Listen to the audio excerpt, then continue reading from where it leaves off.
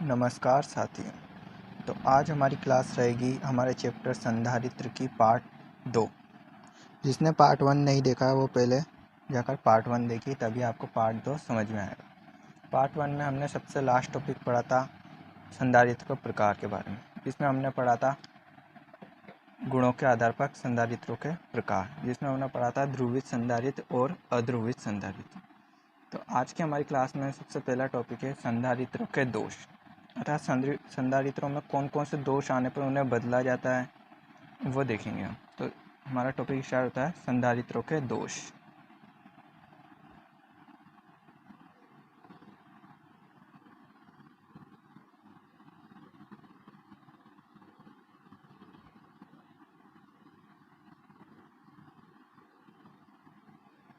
संधारित्रों के दोष 3 प्रकार के होते हैं। एक तो शॉर्ट सर्किट, ओपन सर्किट और लीकेज सर्किट। शॉर्ट सर्किट अर्थात लघु परिपथ, ओपन सर्किट अर्थात खुला परिपथ और लीकेज सर्किट। तो सबसे पहले देखते हैं हम शॉर्ट सर्किट के बारे में। पहला आता है शॉर्ट सर्किट।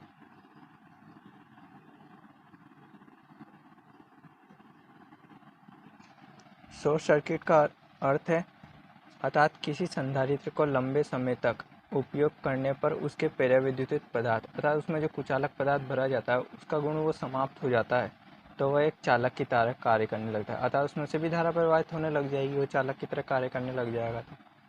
तो वह परावैद्युतिक पदार्थ का गुण खो देता है, अर्थात वह शॉर्ट सर्किट हो जाता है।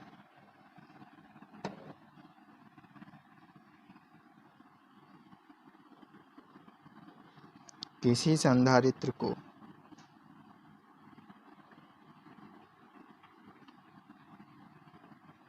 लंबे समय तक उपयोग करने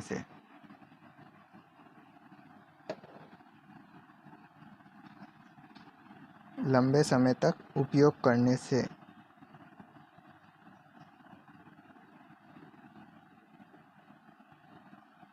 वह अपना परावैद्युतिक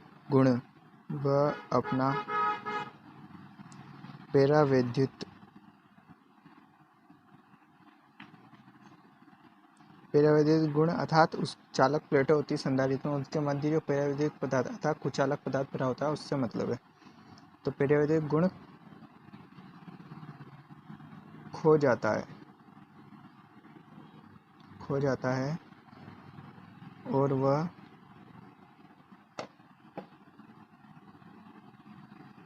शॉर्ट सर्किट हो जाता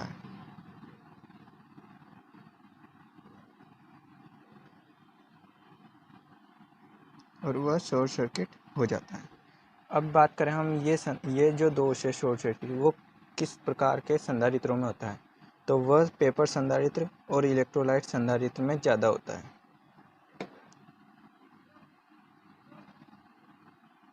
ये दोष पेपर व इलेक्ट्रोलाइट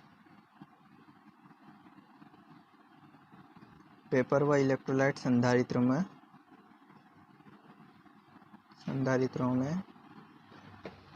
अधिक होता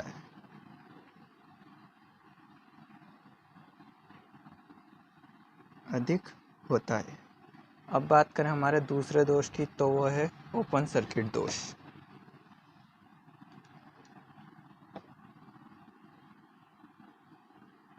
ओपन सर्किट अर्थात खुला परिपथ दोष। ओपन सर्किट दोष का मतलब है अर्थात कोई भी संधारित्र में चालक ढीला होने के कारण या उसमें इलेक्ट्रोलाइट पदार्थ के सूख जाने के कारण, इलेक्ट्रोलाइट पदार्थ की चालक प्लेटें से या इलेक्ट्रोलाइट पदार्थ है उनके बीच में उनके जो चालक प्लेटें होती हैं उनकी दूरी बढ़ जाने के कारण ये दोष उत्पन्न होता है, अर्थात वो कुचालक की भांति कार्य करने लग जाता है। उसके लिए जो धारा प्रवाह असंभव होता है, अर्थात वो खुला परिपथ हो जाता है।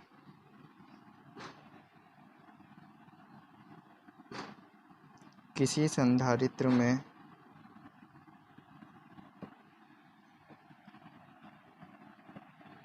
चालक ढीला होने के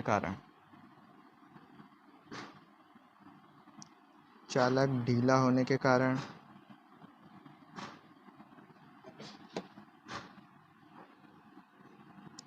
या इलेक्ट्रोलाइट पदार्थ सूखने के कारण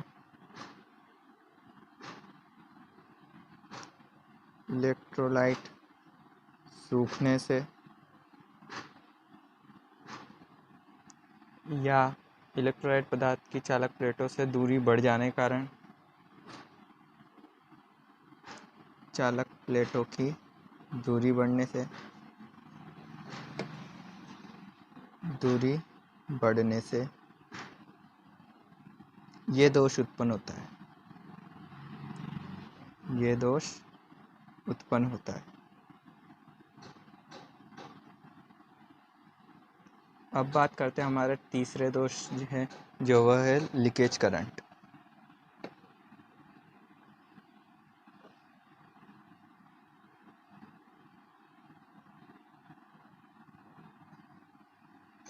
लीकेज करंट अर्थात किस संधारित्र में अगर धारा अधिक प्रवाहित होने लग जाए तो वह लीकेज करंट दोष कहलाता है।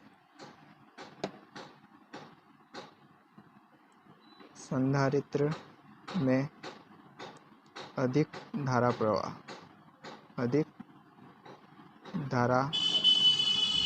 प्रवाह होने से ये दोष होता है, ये दोष होता है। अर्थात कोई भी संधारित्र है उसमें पेरावैद्युतिक पदार्थ भरा है तो कन्फर्म है कोई ना कोई धारा, कुछ ना कुछ धारा का अंश रोकेगा, परंतु उसमें अधिक धारा प्रवाहित हो रही है तो वह लीकेज करंट दोष से युक्त है। अब बात करें क्योंकि संधारित्र जितना अधिक करंट प्रवाहित होगा तो प्रतिरोध उतना ही कम होगा तथा जितना कम करंट प्रवाहित होगा उतना प्रतिरोध अधिक होगा। अर्थात इसका मतलब है अगर संधारित्र में प्रतिरोध ज़्यादा है तो करंट कम प्रवाहित होगा, वह प्रतिरोध कम है तो करंट ज़्यादा प्रवाहित होगा। अब बात मैं आपको बताता हूँ जो नोट लगा के लिखने की है। एक संधारित्र का क्षरण प्रतिरोध जो होता है, क्षरण अर्थात लीकेज, एक संधारित्र का क्षरण प्रतिरोध लीकेज रेजिस्टेंस 1 मेगा ओम होता है।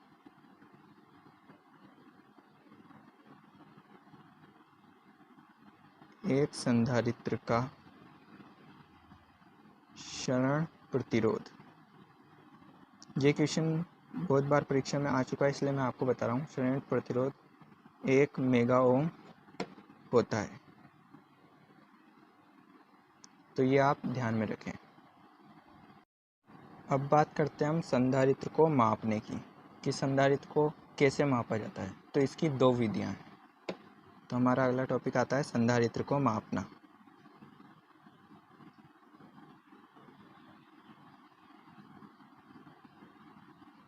संधारित्र को मापना।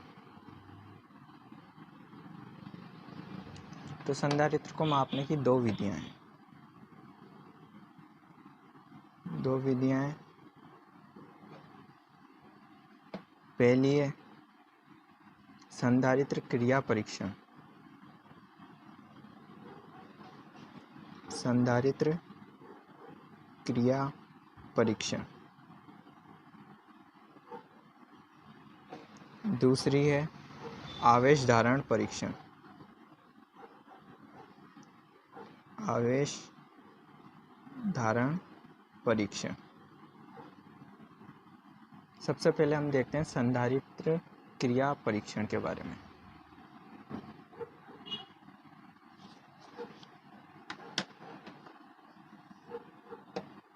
तो पहला आता है हमारा संधारित्र क्रिया परीक्षण।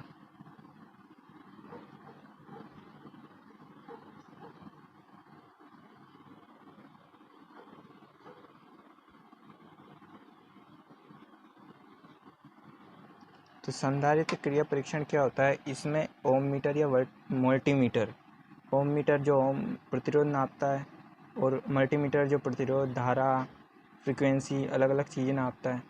तो इसमें ओम मीटर या मल्टीमीटर के द्वारा संधारित्र के प्रतिरोध का मापन किया जाता है। इसमें ओम मीटर या मल्टीमीटर से संधारित्र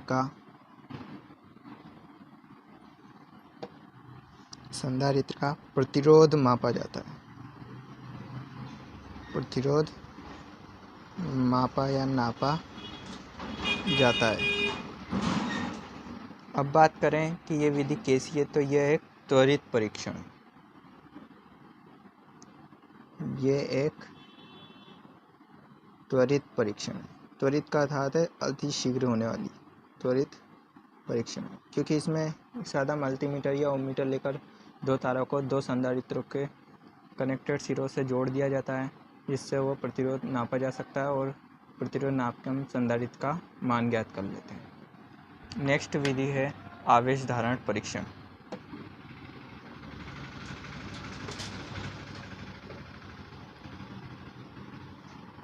आवेश धारण परीक्षण।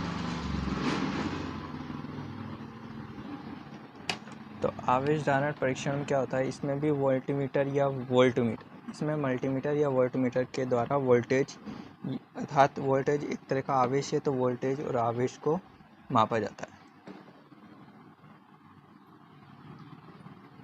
इसमें मल्टीमीटर या वोल्टमीटर से वोल्टेज अर्थात आवेश मापा जाता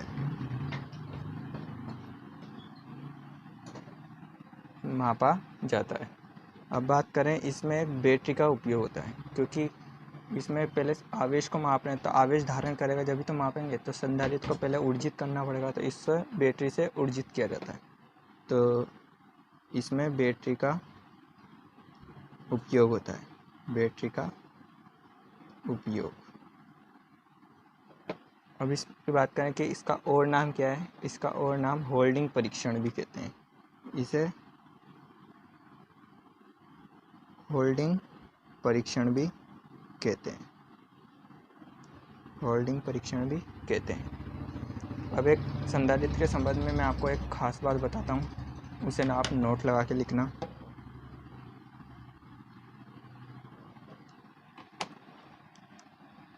कि धारिता विभव पर निर्भर नहीं करती। धारिता जो है, धारिता विभव पर निर्भर नहीं करती, परंतु विभव धारिता पर निर्भर करता है। परंतु विभव धारिता पर निर्भर करता है। इस लाइन का मैं आपको अर्थ बताता हूँ कि क्या कहना चाह रहा है। अर्थात धारिता बढ़ेगी तो विभव नहीं बढ़ेगा, परंतु विभव धारिता पर निर्भर करता है। परंतु धारिता बढ़ेगी तो विभव बढ़ेगा, अर्थात विभव बढ़ने से धारिता को कोई फर्क नहीं पड़ेगा। विभव बढ़ने से धारिता को कोई फर्क नहीं पड़ता। विभव कितना ही बढ़े, धारिता नहीं बढ़ेगी, या वो अलग बात है, थोड़ी बहुत बढ़ती है। तो विभव बढ़ने पर धारिता नहीं बढ़ती, परंतु धारिता बढ़ने पर विभव बढ़ता है। इसमें लिख रहा है धारिता विभव पर निर्भर नहीं करती, अर्थात धारिता विभव पर निर्भर नहीं करती, परंतु विभव जो है धारिता पर निर्भर करता है। विभव धारिता पर निर्भर कर रहा है, अर्थात धारिता बढ़ेगी तो विभव बढ़ेगा। तो ये बात है। अगला टॉपिक आता है हमारे संधारित्र ऊर्जा के बारे में।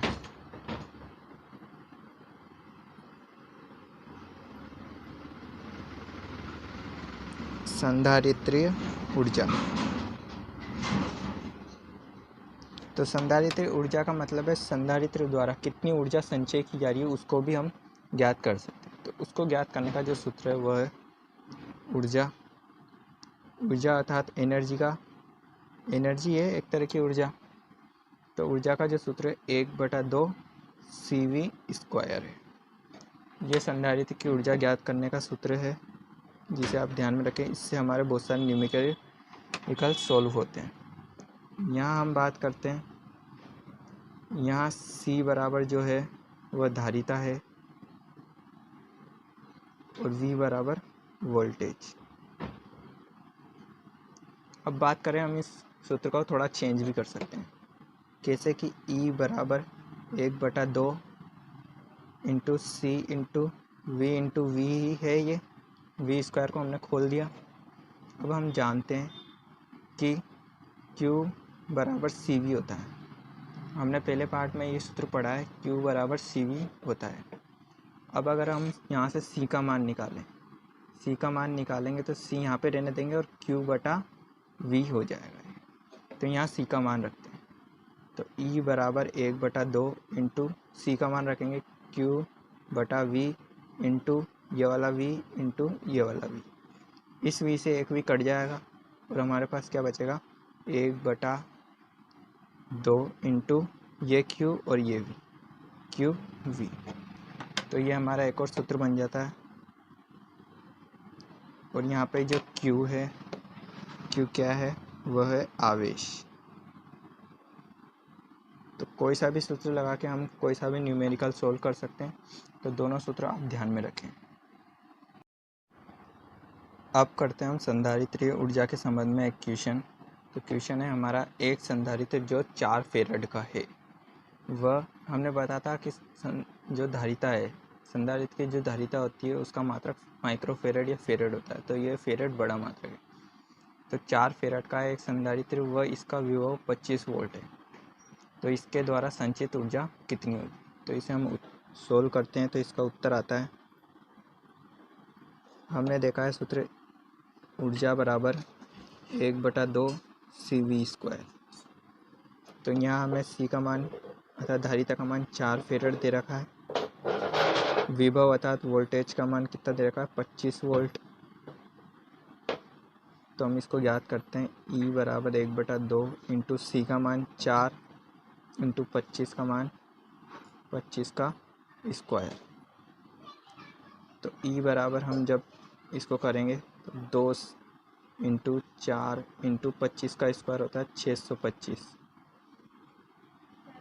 तो ये 2 से 4 कट जाएगा 2 बार, 2 को 625 से गुणा करेंगे तो ये आएगा हमारा 2 पंजे का 10 हासिल का है, 2 दूनी 4 और 1 5 और 2 छंग 12। तो ये आ जाएगा हमारा 1250 जूल। और ऊर्जा का मात्रक जूल ही होता है, आपको पता है। तो ये हो जाएगा हमारा आंसर। अगली बात करते हैं हम संधारित्रों के संयोजन की।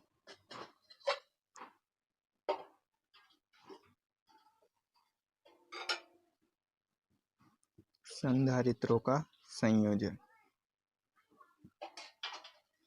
तो संधारित्रों का संयोजन उसी प्रकार से होता है जिस तरह से प्रतिरोधों का संयोजन होता है, बस यहाँ थोड़ा सा अंतर होता है। तो उस अंतर को हम अभी देखते हैं। सबसे पहले बात करते हैं हम श्रेणी क्रम की।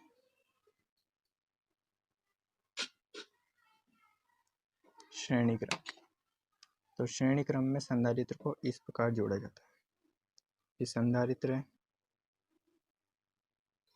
अर्थात पहले संधारित्र का दूसरा सिरा दूसरे संधारित्र के पहले सिरे से तथा इसी क्रम में वो जुड़े हों तो यह श्रेणी क्रम कहलाता है। तो ये C1 है, ये C2 है और ये C3 है। तो इसमें कुल जो धारिता का सूत्र है वह 1/CT अर्थात total capacitance 1/C1 plus 1/C2 व 1/C3। तो हमारे कुल धारिता ज्ञात करने का सूत्र है श्रेणी क्रम का, जबकि ये प्रतिरोधों में समांतर क्रम का।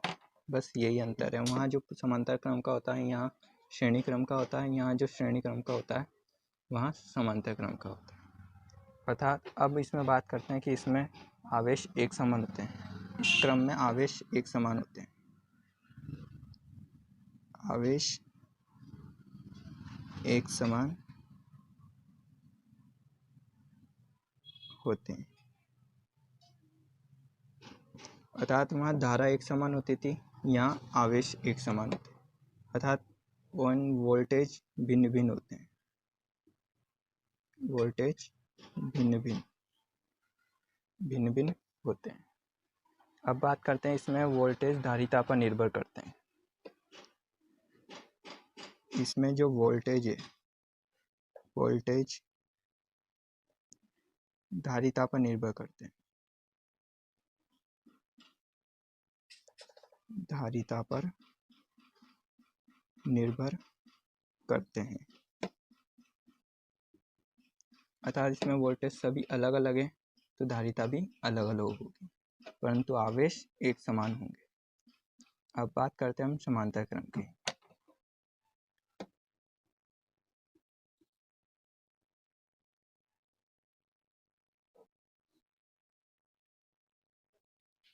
तो समांतर क्रम में संधारित्र को इस प्रकार जोड़ा जाता है। ये C1 है, ये C2 है, ये C3। इन सभी के एक सिरा एक तरफ व एक सिरा एक तरफ होता है। इस क्रम में जो कुल धारिता का सूत्र है वह है CT बराबर C1 plus C2 plus C3, अर्थात जितने संधारित्र है उनका योग यहाँ पर कुल धारिता का सूत्र है। अब बात करते हैं इसमें जो वोल्टेज होते हैं वह एक समान होते हैं। प्रतिरोधों में भी हमने पढ़ा था, प्रतिरोधों पर जो समांतर क्रम में जो प्रतिरोधों पर वोल्टेज होता है वह एक समान होता है। तो यहाँ भी वोल्टेज एक समान होते हैं, वोल्टेज एक समान। यहाँ हम बात करें वोल्टेज एक समान होते हैं तथा आवेश भिन्न भिन्न होते हैं। श्रेणी क्रम में आवेश एक समान होते थे, यहाँ आवेश भिन्न भिन्न होते हैं। आवेश भिन्न भिन्न होते हैं, आवेश भिन्न भिन्न होते हैं। इसमें बात करें आवेश उसकी धारिता पर निर्भर करते हैं। आवेश धारिता पर निर्भर करते हैं, धारिता पर निर्भर करते हैं,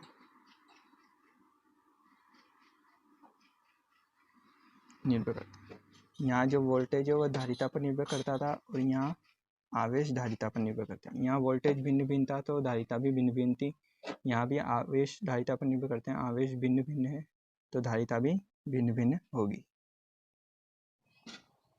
अब देखते हैं हम संधारित्रों के संयोजन से एक क्वेश्चन, और इसी तरह के क्वेश्चन परीक्षा में आते हैं। तो इसमें हमको एक सर्किट दिया हुआ है जिसमें संधारित्रों को एक त्रिभुज के क्रम में जोड़ा गया है, वह एक संधारित्र श्रेणी क्रम में जोड़ा गया है, वह ए बी के मध्य में कुल धारिता निकालें। तो इसको हम कैसे करेंगे? इसमें जो 5 माइक्रोफेरेड का और ये 5 माइक्रोफेरेड का आप देख सकते हैं श्रेणी क्रम में है। ये श्रेणी क्रम में है तो हम इसका आंसर ऐसे निकालेंगे 5 माइक्रोफेरेड 5 माइक्रोफेरेड, तो 1/5 प्लस 1/5। तो इसको हम सोल्व करेंगे तो 5 लसा व 1 प्लस 1 2/5। यह है 1/CT। अब 1/CT 2/5 आया हमारे पास। अब इधर से हम CT जब निकालेंगे तो इसका उल्टा करेंगे 5/2। तो ये आया हमारे इन दोनों का योग। अब ये दोनों जो हैं इसके साथ समांतर क्रम में 10 माइक्रोफेरेड के साथ समांतर क्रम में, तो इसमें जो हमारे पास 5/2 आया उसको ऐड कर देंगे। ये हमारा था पहला। अब ये है दूसरा। इसमें जो 5/2 है उसमें ये 10 माइक्रोफेरेड समांतर क्रम के हैं, समांतर क्रम में योग होता है तो इसमें 10 माइक्रोफेरेड को जोड़ देंगे।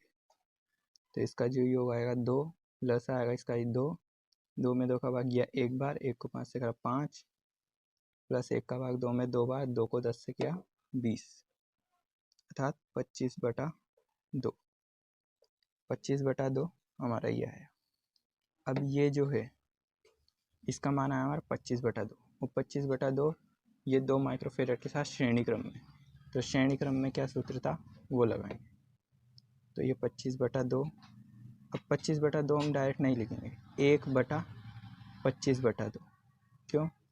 क्योंकि ये श्रेणी क्रम में और श्रेणी क्रम में सूत्र होता है 1/, तो 1/25/2 प्लस ये 2 माइक्रोफेरेड का है तो 1/2। इसको हम आगे लेंगे तो ये 25/2 ऊपर जाएगा तो 2/25 प्लस 1/2। इसका हम लसा लेंगे तो इसका लसा आएगा 50। 25 का 50 में 2 बार, 2 को 2 से किया तो 4, प्लस 2 का भाग 50 में 25 बार, 25 को 1 से किया तो 25। 2 का भाग 50 में 25 बार, 25 को 1 से किया तो 25। 25 और 4 जोड़ेंगे तो 29/50। तो हमारे पास जो कुल धारिता आएगी वो 29/50 माइक्रोफेरेड। क्योंकि यहाँ सभी हमको माइक्रोफेरेड में दिए हुए हैं तो ये भी माइक्रोफेरेड में है, तो इसका आंसर ये है।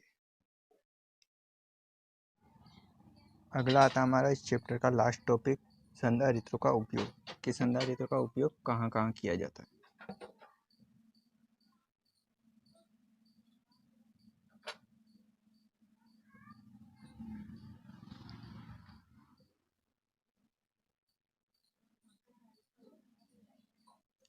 तो संधारित्र का जो उपयोग है वो सबसे ज़्यादा जानते हैं वो है आवेश संचय करना। परंतु जो आवेश संचय करता है, संधारित्र जो आवेश संचय करता है वो स्थिर विद्युत क्षेत्र में करता है। ये बार परीक्षा में क्वेश्चन भी आया कि संधारित्र जो आवेश संचित करता है वो किस क्षेत्र में करता है, तो स्थिर विद्युत क्षेत्र। तो स्थिर विद्युत क्षेत्र में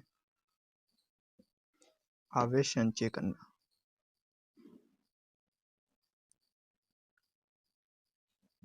आवेश संचय करना, तो संधारित्र का जो ये काम है। अब बात करते हैं इसके द्वारा हम पावर फैक्टर को भी बढ़ा सकते हैं, परंतु संधारित्र के द्वारा पावर फैक्टर को बढ़ाने के लिए इसे समांतर क्रम में जोड़ना पड़ता है। तो समांतर क्रम में पावर फैक्टर बढ़ाने के लिए, पावर फैक्टर को हम एसी थ्योरी के चैप्टर में पढ़ेंगे कि पावर फैक्टर क्या होता है। पावर फैक्टर बढ़ाना, पावर फैक्टर एक तरह का टॉर्क ही है। अब बात करें इसके द्वारा हम एक फेज को 2 फेज में बांट सकते हैं, अर्थात फेज विभक्त भी कर सकते हैं। इसके लिए इसे श्रेणी क्रम में जोड़ना पड़ता है।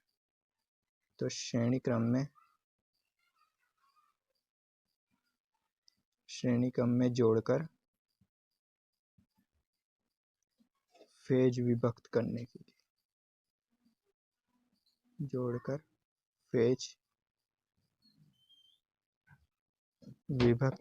लिए,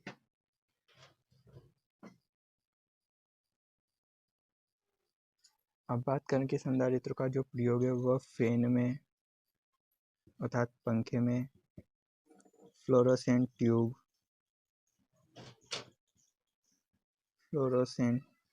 ट्यूब में, रेडियो में, छोटे छोटे जो संधारित्र लगे रहते हैं रेडियो में, टीवी में, इनमें छोटे छोटे संधारित्र लगे होते हैं आदि में संधारित्रों का प्रयोग किया जाता है। सबसे जो खास बात है वो है यही है कि ये जो आवेश संचय करता है वो स्थिर विद्युत क्षेत्र में करता है।